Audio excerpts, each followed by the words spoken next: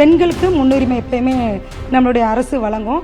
அதன் அடிப்படையில் வந்து குழந்தைகள், முதியோர்கள், திருநர்கள், மாற்றுத்திறனாளிகள் இவங்க எல்லாருக்குமே நம்மளுடைய அரசு வந்து 5000 ரூபா பட்ஜெட். ஒரு பட்டுப்புடவையோடைய விலை வந்து 5000 ரூபாங்கிறத வந்து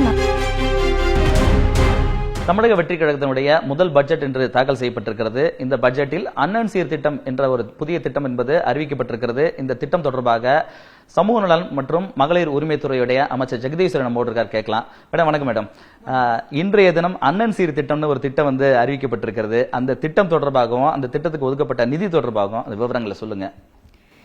வணக்கம் சார். அண்ணன் சீர் திட்டத்துக்கு கீழே வந்து 8 கிராம் தங்க நாணயம் வந்து மகளிர் கொடுக்குறோம். அது மட்டும் இல்லாமல் சில நல்ல தரமான பட்டுப்புடவையும் வழங்குகிறோம். டோட்டலாக வந்து அதுக்கான நிதி ஒதுக்குனது வந்து 812 கோடி ஒதுக்கப்பட்டிருக்கு. இந்த திட்டத்தை பொறுத்த வரைக்கும் மகளிருடைய திருமணத்திற்கு அவருடைய ஒரு சீர் என்ற வகையில் வழங்க போறதா தெரிவிச்சிருக்கிறாங்க. அதே நேரத்தில் இதுக்கு முன்பாக வந்து அதிமுக ஆட்சி காலத்திலையும் இது போன்ற தங்க தாலிக்கு தங்கம் என்ற வகையில் திட்டம் என்பது செயல்படுத்தப்பட்டது. அதனை தொடர்ந்து இப்பொழுது தமிழக வெற்றி கழக அரசை பொறுத்த வரையும் தங்க நாணயமும் பட்டுப்புடையும் வழங்க போறதா சொல்லியிருக்காங்க. இது எந்த அளவுக்கு வந்து மகளிர்கிட்ட வந்து ஒரு போய் சேரும், அவங்க எப்படி வந்து இதை எடுத்துக்குவாங்க, அதே நேரத்தில் வந்து இது எதிர்பார்ப்பு எந்த அளவுக்கு இருந்துச்சு? அது நம்மளுடைய மாண்புமிகு முதலமைச்சர் அவர்கள் வந்து மகளிருக்கான ஒரு சிறந்த ஆட்சியும் திட்டத்தையும் தான் தொகுத்து கொண்டு இருக்கிறார். அதன் அடிப்படையில் பெண்களுக்கு முன்னுரிமை எப்பயுமே நம்மளுடைய அரசு வழங்கும். அதன் அடிப்படையில் வந்து குழந்தைகள், முதியோர்கள், திருநர்கள், மாற்றுத்திறனாளிகள் இவங்க எல்லாருக்குமே நம்மளுடைய அரசு வந்து அவங்களுக்கு தேவையான அனைத்து திட்டங்களையும் வெகு விரைவாக வழங்கும். அதன் அடிப்படையில் 9818 கோடி ரூபாய் நிதி வந்து ஒதுக்கப்பட்டிருக்கு. அதே நேரத்தில் மொத்தமா வந்து 9818 கோடி ரூபாய் அளவுக்கு வந்து நிதி ஒதுக்கப்பட்டதாக தெரிவிச்சிருக்கீங்க. அது சமூக நலன் மற்றும் மகளிர் உரிமைத்துறை என ஒருங்கிணைந்த இந்த துறைக்கு வழங்கப்பட்டதாக தெரிவிச்சிருக்கீங்க. அதே வேளையில் இந்த அண்ணன் சீர் திட்டத்தை பொறுத்த வரைக்கும் 812 கோடி ரூபாயில செயல்படுத்தப்பட இருக்கிறது. இந்த திட்டம் எப்பொழுது பயன்பாட்டுக்கு வரும்? மக்களுக்கு வந்து குறிப்பா அந்த திருமணத்தின் போது 8 கிராம் தங்க நாணயமும் அதே போன்று பட்டுப்புடவையும் எப்பொழுது இந்த திட்டம் வந்து தொடங்கப்படும், வழங்கும் திட்டம்? மகளிருக்கான இந்த திட்டம் வந்து செயல்பாட்டில் வந்து வெகு விரைவில் வந்துடும்.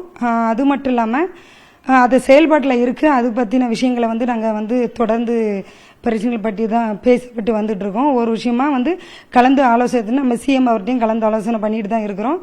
வெகு விரைவாக அதனோட பயன்பாட்டுக்கு கொண்டு வருவோம். குறிப்பா பார்த்தோம்னாக்கா அந்த பட்டு புடவை, தங்க நாணயம் வந்து 8 கிராம் விலை மதிப்பு அதிகமா இருந்தா கூட பட்டு புடவைன்றது ஒரு விருப்பமான ஒரு ஆடையாக பலரும் பார்க்கக்கூடியதா இருக்கக்கூடிய வேலையில பட்டு புடவை வந்து இவ்வளவு தரமானதுனாக்கா எப்படி இருக்கும்? அது பத்தின ஏதாவது குறைந்தது 5000 ரூபா பட்ஜெட். ஒரு பட்டுப்புடவையோடைய விலை வந்து 5000 ரூபாங்கிறத வந்து நாங்கள் நிர்ணயப்படுத்தியிருக்கோம்.